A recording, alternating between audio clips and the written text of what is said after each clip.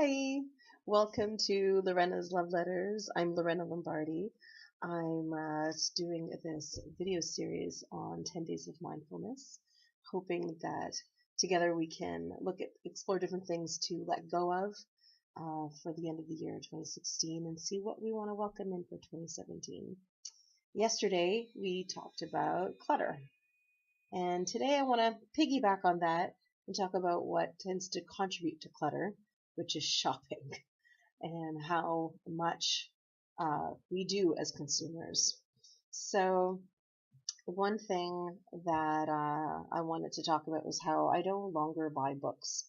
And this is much to the chagrin of some of my partners who are book lovers and have loved their books and have them on bookshelves all over their house and things like that. And I I did a purge a few years back, and I wanted to share this with you, what I had done, which was if I had a book in my collection that I knew I could find in a city-wide radius. So, for example, I had a whole Stephen King collection because I love Stephen King. And I mean, do you know how many Stephen King books you can find in the city of Montreal?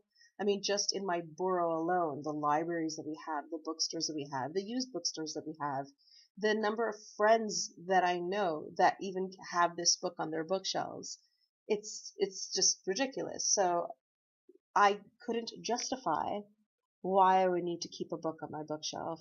Then maybe I'd read again and maybe not. And if I did want to read it again, could I find a copy of it? Absolutely. Do I absolutely need it to take up space in my house? Absolutely not. And so I had done a whole purge of books and got rid of many that I knew I could find. And the ones that I knew I was either referencing, rereading more often, things like that, I kept on my bookshelf. And everything else is gone.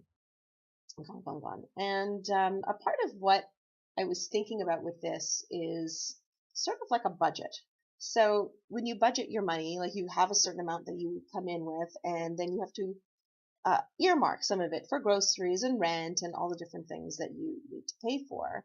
And it's limited. You only have so much that you can spend.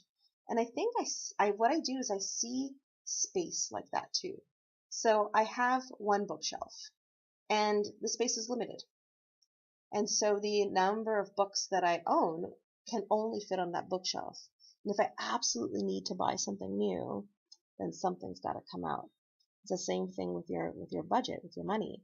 If you absolutely need to buy something new, you need to sacrifice something else that you would have spent that money on, but now you no longer will. And so I see space in my house like that as well, and hoping that might help some of you maybe working on decluttering or bringing in more spaciousness, literal spaciousness, into your homes, into your lives. So that's all I've got to say about that. I think that we do so much consuming uh, here in North America, and a few years back when I had seriously reduced my budget when I left my IT career to become a yoga teacher, I obviously had a huge change of lifestyle. And one thing that I really needed to do was relook at how I was spending money and how much I was buying and how much I was spending on Walmart. I mean, I could go to Walmart and drop $200 a weekend, like easy, easy. And I don't do that anymore. And I have less clutter in my life and less stuff in my life and more money for things that are more meaningful. And I hope that just these two little things might inspire you to be a bit more resourceful about what you're doing with your money and what you're doing with the stuff that you already have. And maybe you already have something that could that you don't need to buy something new for, right? And walk away with a sense of gratitude with what you already do have. Mm. Maybe that's a good sentiment to bring in for the new year. Just be grateful for what you have, and that do you really, really need that much more? Think about it next time you decide to go shopping. That's it.